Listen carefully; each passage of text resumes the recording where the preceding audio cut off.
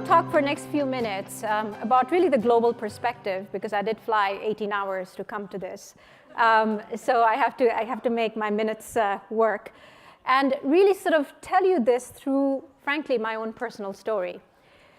So I came to the US over 3 decades ago with a suitcase and an academic scholarship as a 17-year-old. Now, except for my father, no one in my family had ever come to the US. So as I was leaving, I asked my father, I said, well, what should I look out for? And he paused. He was obviously not happy I was leaving home without being married. So he basically said, well, if you need to find anything in the US, you go to this place called the drugstore, and you will find everything except for perhaps the medicine you're looking for. And if you want to learn anything, make sure you read your Economist every week. So his advice served me well, because now, 30-some years later, I'm here, and along with a group of optimists who are going to save the world with changing or reshaping finance. So thank you for having me. Now, of course, equipped with my fancy degree and my economist knowledge, I walked into my first job, which was in Wall Street. So now you have to remember, this is 30 years ago.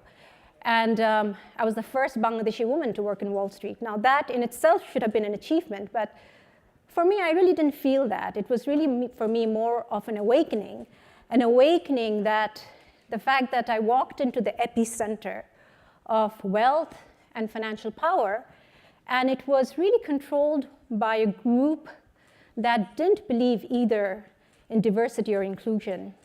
And they solely believed in one thing, which is maximizing profit and not giving value to people or planet. And that really stayed with me. Although I learned a lot, for me, that was something that became a quest for me, that I will create capital markets that worked for all and that valued all.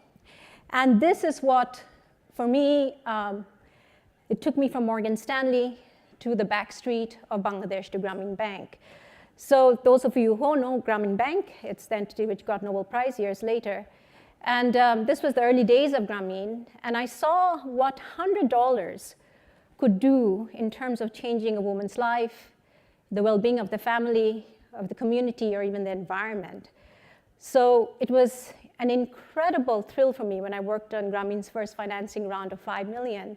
And I could convince the investor about all the other returns that came in along with the financial one. And it really was my first taste of impact investing. Now, fast forward, almost 20 years later, of course, the financial meltdown happened, and we had the birth of impact investing. Now, we have a lot to celebrate and reflect on. It has been a decade since the financial crisis. It's been a decade since the birth of impact investing. And for me personally, a decade since I created IIX. Now, the celebration, of course, is from the fact, from what we heard the whole day, all the wonderful work you all are doing, which are now summing up to be what is told by Gin Report, about $220 billion of allocated asset for impact investing. And for us, this is something to really celebrate. But if you think about it, according to same Gin reports, we all have the set of challenges that we're dealing with. And I know some of you talked about it very eloquently. A few things to point out here. One, we still have that lack of capital across the risk-return spectrum. There's still lack of innovative products. There's still lack of measurement, which we heard over and over again. Now, interestingly, what I didn't hear as much was really that pesky 4-letter word, which is risk. If you actually sum it all up, underlying the foundation of all this is really the risk that we need to be comfortable with and we need to embrace. We need to embrace the risk of innovation. We need to embrace the risk of valuing people and planet, and the risk of giving a voice to the voiceless. Now, we need to actually dare to think that we can create a world where there's not only just funds, and we're hoping a wonderful company who's creating great impact and great return is going to fall on our lap. And in short of that, we're just going to invest in an emerging market and call it impact investing. We actually have to think beyond that. we actually have to say, how do we evaluate risk and make it a part of the work that we're doing? So at IX, that's exactly what we have been trying to do over the last 10 years, which is embrace risk in different ways. And in our quest to embrace risk, we have been giving value to women, to disadvantaged communities, and to climate. And with that, we have created the world's first social stock exchange. We have created what is now the largest equity crowdfunding platform in the impact investing space. We are measuring impact. And we have been able to give value to one of the most undervalued assets in this planet, which is women. We have now created products, and in particular, a women's livelihood bond, which is the first of its kind, where we are pulling together a group of entities, and it is a real bond, where we're giving a coupon of 5.65%.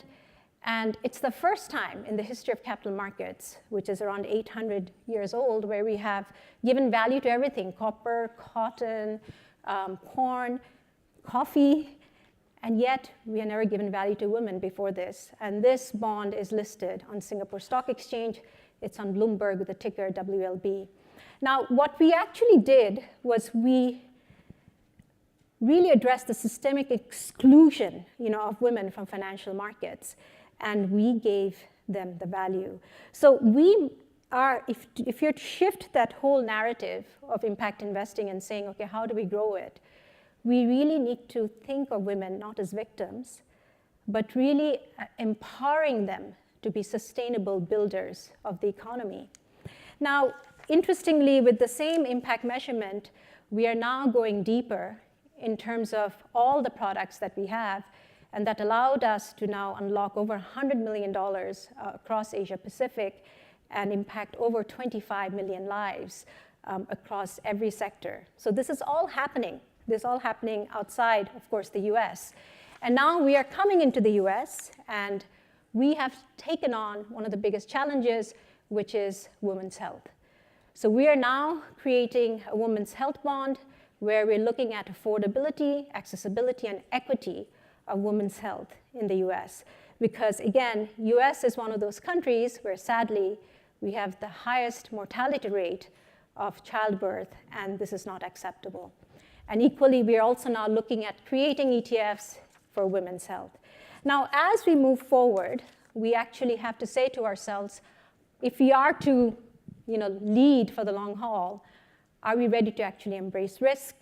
Are we actually ready to have the courage, the defiance, and optimism to say that we are going to actually look at impact investing in a different way? Thank you.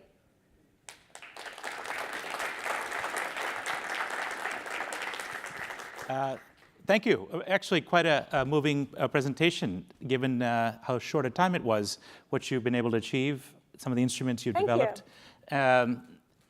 If you were to look ahead, and we had you on the stage 10 years from now, what would you like to have achieved? It's interesting. I was just asked this question yesterday by the Canadian government, because I was there. And it's the same answer I gave yesterday, which is, this all should be just ubiquitous. It should be one of those things, you should be blasé about it. If I come here and say... Lots of people doing the same as you, or Exactly. you doing it at scale, at much bigger... I think both. Both. Both, right? So, it should not be an exception. It should be the norm. And again, just to be clear, when you say it, specify what you mean. It meaning having products which have women front and center and disadvantaged communities be part of financial markets.